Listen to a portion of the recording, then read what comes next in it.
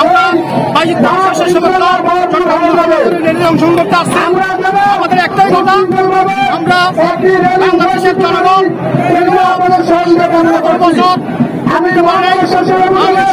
সরকার আমাদের হরণ করছে,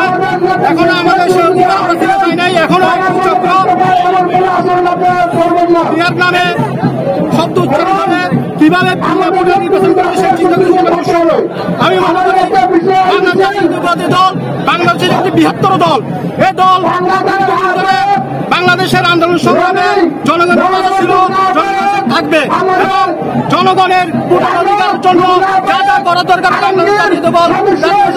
দেশটি নেতৃত্বে করে যাবে এবং আমরা আশা করি আমাদের দেশ নেত্রীর আগস্ট